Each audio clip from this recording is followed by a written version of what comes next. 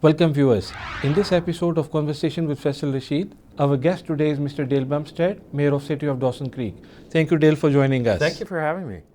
Welcome. First of all, please tell us about your responsibilities as the city mayor. I got elected as the mayor in Dawson Creek in 2013, and so responsibilities in terms of leading the community and the aspect of the city council and the business that the city of Dawson Creek engages in and setting policy, and the governance is one aspect.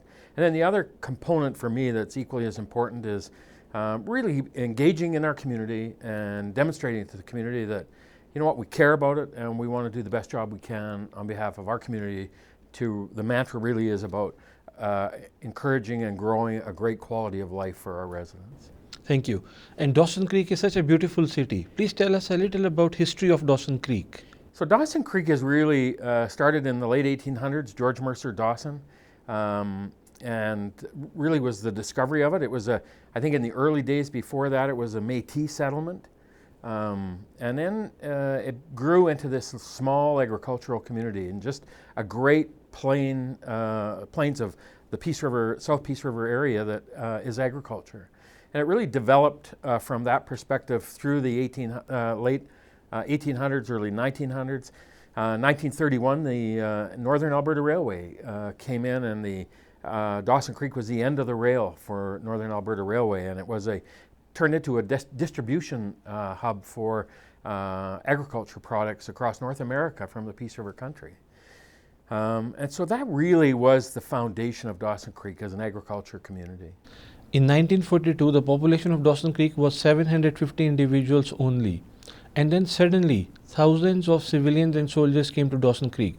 Please tell us about that phase which led to construction of famous Alaska Highway. You talk about communities today experiencing booms or busts in their economic cycle of their community. And as I said, Dawson Creek, 1931, the railway comes in, the Northern Alberta Railway. And after the Pearl Harbor bombings in 1942, the U.S. was looking for an overland route to Alaska. And at that point, there was no overland route. There was no way for a U.S. citizen to drive from the lower 48 up to Alaska. And obviously, after the bombings, the Pearl Harbor bombings, the U.S. were concerned about the protection of their homeland. And so they needed to develop that overland route. And so as a result, the railway being in Dawson Creek, the end of the line, you got this small agriculture community of 700-800 people. Almost overnight, 10,000 troops come into Dawson Creek in the spring of 1942. And they came in, and that was the starting point of the construction process of bringing that crew of people to come in to build the Alaska Highway. And so immediately Dawson Creek goes from 700-800 people up to about 8,000 or 10,000. And that was really when you talk about a significant boom, that was that.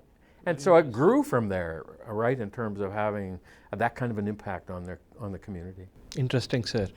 And coming to the modern Dawson Creek, what's the base of the city's economy? We've been so lucky, I think, in the Peace River region. The agriculture started our community, and then with the building of the Alaska Highway, transportation. The John Hart Highway, the Highway 97 South, connected the northeast to the southern parts of British Columbia, and the building of the Alaska Highway connected us to the north. And so transportation became an important part of our community.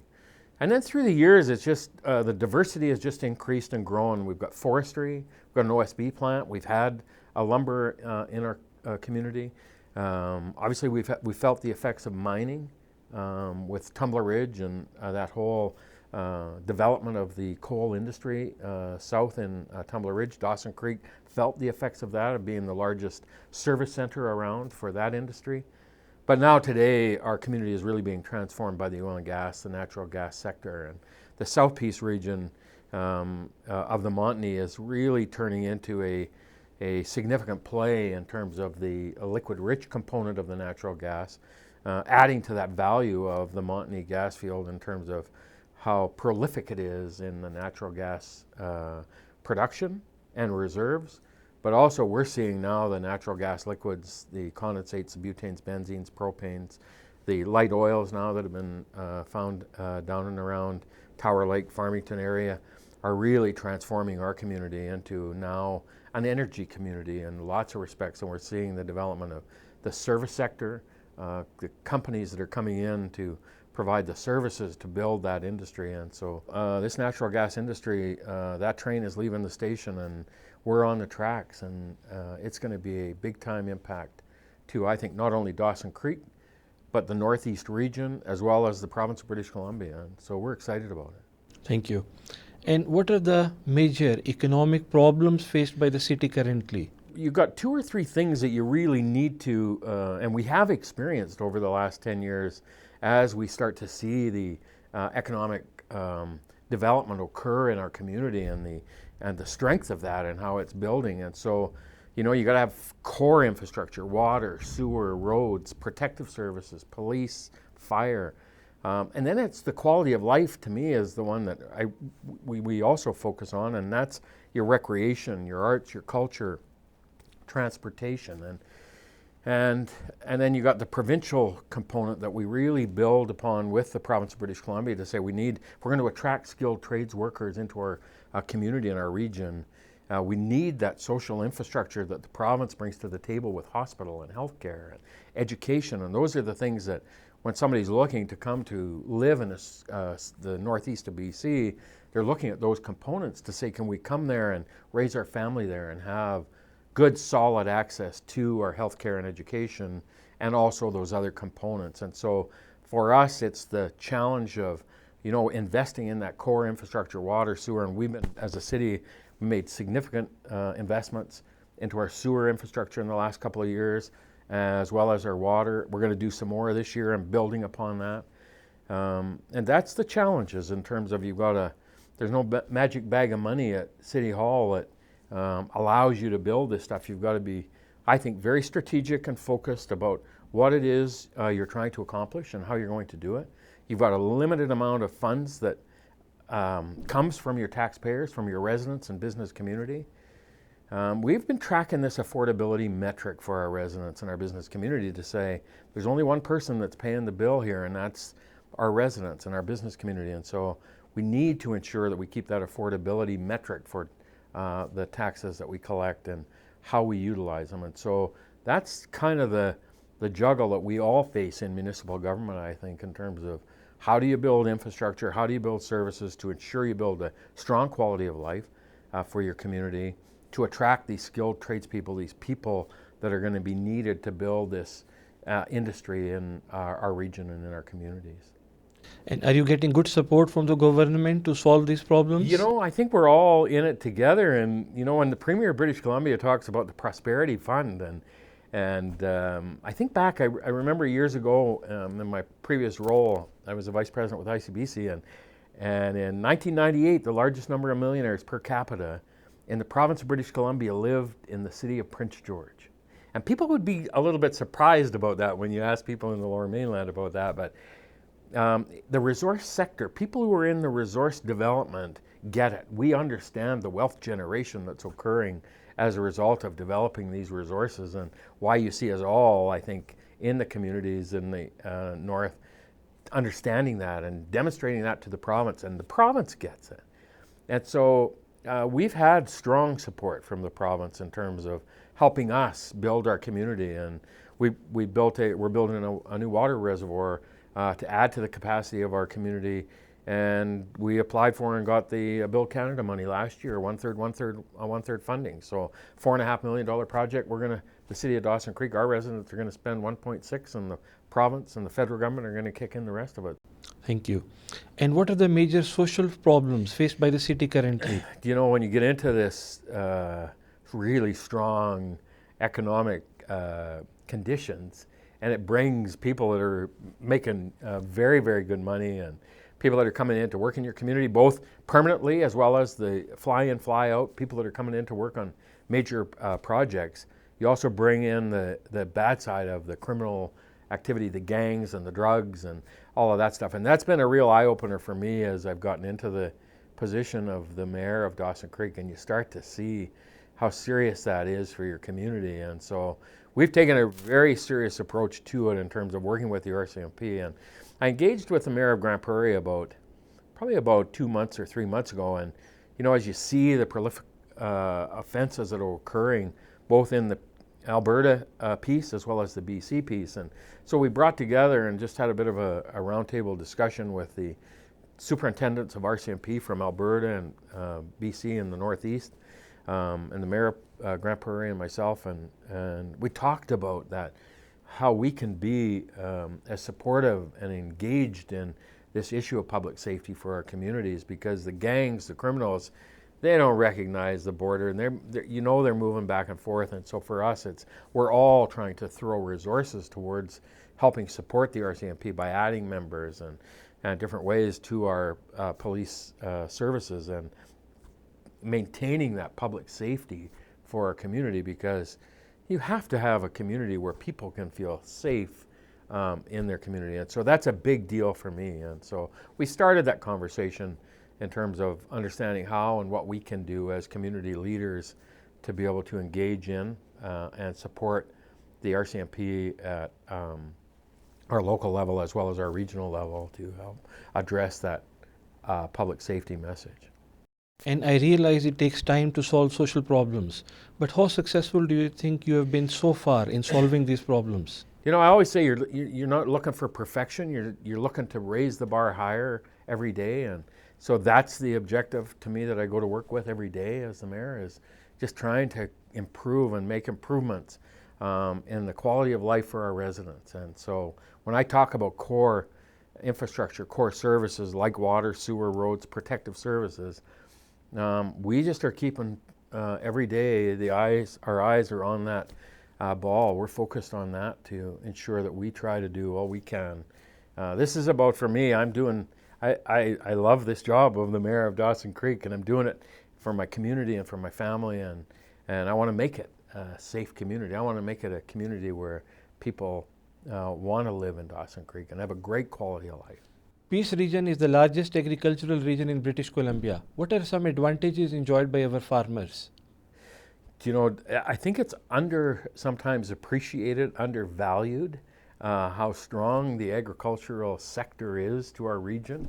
And certainly for us, the last 2 or 3 or 4 years, the farmers, both the grain farmers as well as the cattle farming and ranchers, have had unbelievable years in terms of production.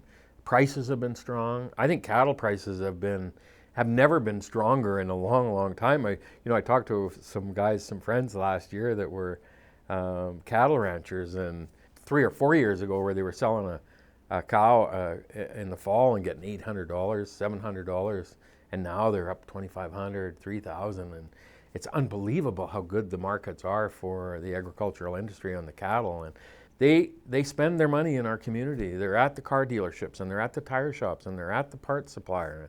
They're at supporting our community, sitting at our Encana Event Center, going to a concert. They spend their money in our community like everybody else. And so when they're having a good time in terms of their economic conditions, it's a benefit to our community. Absolutely. And what are the challenges faced by our farmers presently, and what do you think the City Council can achieve for them in the present term?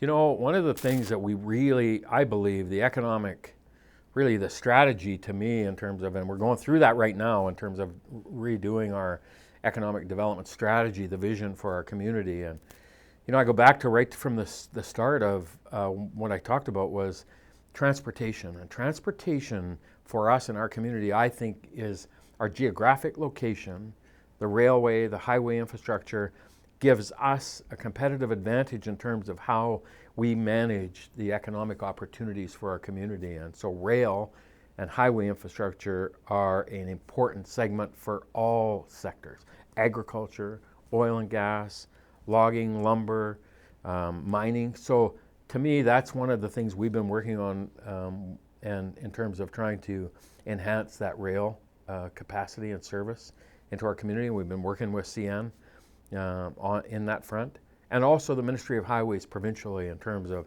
building and enhancing and improving that highway infrastructure into our community and out of our community, because it's such a significant component that touches every sector of industrial development. And So those are 2 or 3 things that we're really focused on.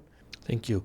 And do you think, if given the support, the 1,800 farms of the Peace region can bring an agricultural revolution for BC? Do you know the agriculture production in the northeast of BC, the grain production, it's the top producing seed and forage crop area in probably Western Canada. It's that good, the farmland here. So we just always continue to do and work towards the support of that industry in whatever way we can to encourage the development again of that infrastructure that helps them be more competitive, be more productive, and that's our role, I think. Right. And despite the slowdown in the oil patch, the official community plan of the city of Dawson Creek has been reviewed due to unprecedented growth. So how are you managing pressures of rapid growth? Yeah, so our official community plan was done in 2000 and I think it was 2008 or 9. You should do them about every 5 years, and so we've engaged. You can do them a couple of different ways. You can engage the consultants who can help come in and guide that process for you. And so we've undertaken it through council this year. We're going to start the review of our official community plan to build that 5-year view and vision of our community for the future. And so we're just undergoing that process now. We're also on the side, there was a South Peace Community Development Plan, and that was around the expansion of our community in terms of if we grow then in 08, 09, where is it that we see the growth going to occur in our community? Where is it going to develop, both residential, commercial, and industrial? What are the land that we think we'll anticipate needing in that process? So we're going to re-engage that again now with our rural neighbors in the province, the Agricultural Land Commission, and look at that for the future, because the development of our community has taken now, residential development is going probably to the north end of our quadrant of our city. Commercial and industrial development has been going as it was planned west, but now we're starting to feel the pressures of that even more, and so it's time to review that OCP, that official community plan, and say, what's the vision of it? What it is that you want to accomplish? We faced some pressures in 13. Just when I got elected, we were facing some pressures of huge investment development that was going on in our community. People that were coming in and investing in development of residential properties, but building homes with suites in them, duplexes with suites in them, and everything we were getting built was increasing density, which was part of our OCP. But it was going hard, and so we deliberately kind of wrote to and engaged every contractor, developer, realtor, anybody that was doing business in Dawson Creek, building and investing and developing property, and we said, you know what, how we guide the development of our community is based on the policies we set. That's the role of council, and so we said to them, we would like to meet with you and engage with you and find out what's working. What are our policies that we have in place today that are working? What are the things that aren't working? What are some of the things that we should be aware of? Because we wanted to, for me, it was about quality of life, and you want to make sure you guide your community in a direction that you're going to be proud of in 30 or 40 or 50 years. And so from those meetings, and council engaged, we probably had about 15 different meetings. We met individually with each one of the people that we engaged with, because it's a competitive environment out there, business people. And so from there, we then struck a residential development committee, because we were getting some feedback about the number of homes that were being built with suites and the size of suites and off-street parking and snow removal and waste collection and all those things. And so we then struck a residential development committee, which took us to a place where we had some changes in our zoning about how we allowed the size of this, particularly suites in homes, single-family homes in RS2, and suites in duplexes, and then off-street parking. So that was an example, I think, for us, of how we felt the pressures of that, and then ensuring that we wanted to make the direction of our community, that we were proud of it. I say this, in 2014, Cities Journal, a national magazine, did a survey of communities across Canada, cities under 100,000 people, and they were measuring quality of life. And in 2014, Dawson Creek was the #1 small city in Canada for the quality of life. And I was always so proud of that. I still am, obviously very proud of that. But to me, the goal is, the objective is you want to still be the number one small city in Canada for the quality of life you have in 30 or 40 years. And that's that policy of how you set the development of your community and what you allow and how you allow it to go, that I think guides the community to where you have neighborhoods that people want to raise their family in, and you have investment opportunities, and you have commercial and industrial development taking place that's encouraging and growing your community. Thank you. And do you think you have been successful in meeting emerging demands of the city's infrastructure? I really feel strong right now about how good a shape the city of Dawson Creek is in its infrastructure. The water and sewer infrastructure is in really good shape. We did a sewer bypass line to allow for the added growth of the residential development that was taking place in the north end of our town 2 years ago. We put a new water reservoir. Water reservoirs, and people don't, I guess, think about this, and certainly I didn't when I was a resident, but you know, your water treatment plant, and I'll use an example, treats 10 million gallons of water per day. And if you all of a sudden had a bad fire one day, and all of a sudden the fire department are going to chug through 4 or 5 million gallons of water fighting that fire, you got to have a capacity to be able to back that supply of water up to in the event of an emergency. And so we have 2 or 3 water reservoirs. They're 3-4 million gallons each, and they're set up in quadrants around the edge of town so that they can provide that water pressure and backup for fire protection and emergency use. So we built a new one about 2 years ago for the north end of town, because that's where our residential development was going, helping build capacity for there. We're now going to put this third one on the west edge of town, because we're seeing commercial industrial development go there. And so we're being very focused about that core infrastructure, water, sewer, protective services, and now we're going to do some more work this year on our supply into our community. Dawson Creek, it's funny, Dawson Creek, always people have this perception that Dawson Creek doesn't have water, because any community you look at is built along a river or a lake, and Dawson Creek's along the Dawson Creek. But we have this amazing man-made, Mother Nature provided water reservoir called Bear Hole Lake. And Bear Hole Lake's located about 160 kilometers as the river flows up the Kiskatinaw River. And we manage that Kiskatinaw watershed in partnership with the Ministry of Environment. And so the Minister of Environment a number of years ago allowed us to put a weir in that Bear Hole Lake. And so as the water flows from Bear Hole Lake down the Kiskatinaw River to about 15 kilometers west of Dawson Creek, we have a pump station there. And so that's where, when the water gets there, we pump it into a series of reservoirs that hold water for us for the supply of the community.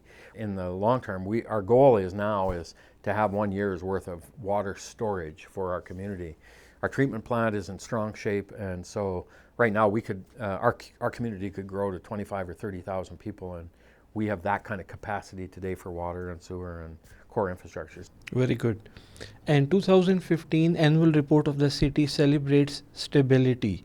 Please tell us a little more about this accomplishment.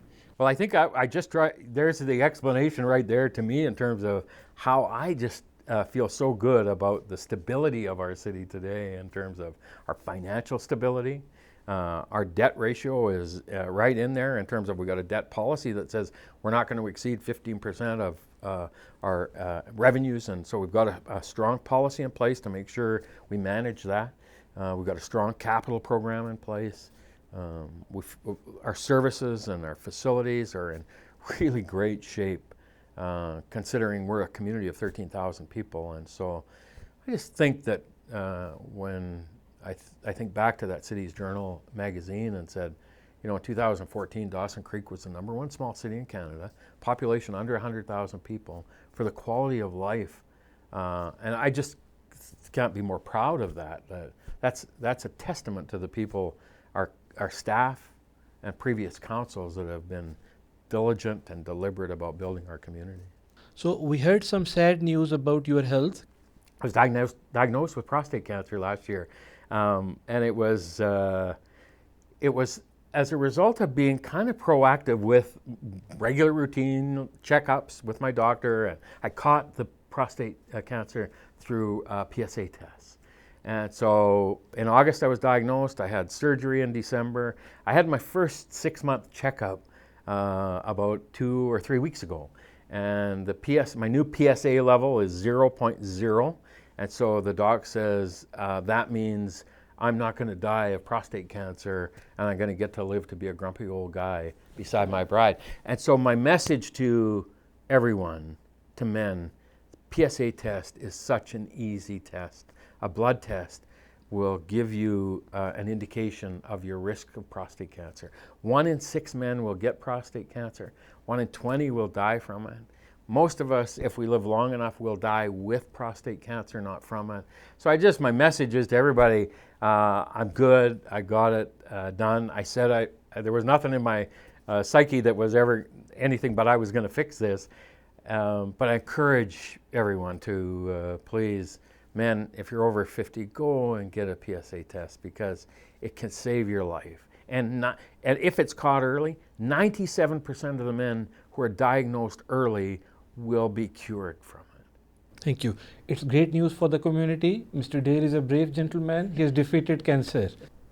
And finally, Dale, what's the secret of your pleasant personality?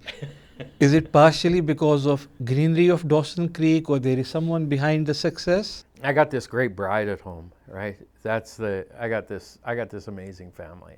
So for me to be able to do the things I get to do every day, you do it as a result of having a great support mechanism around you. And so she's very supportive of me, and my family are very supportive of me, and the community's been very supportive. And so it's easy.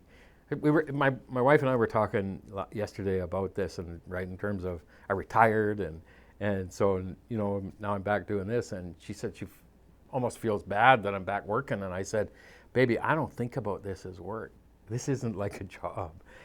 This is you get to do something for your community, and so this is very easy to do every day. Thank you, sir. Thank you very much. Thank you again. Thanks for having me on. Thank you very much, sir.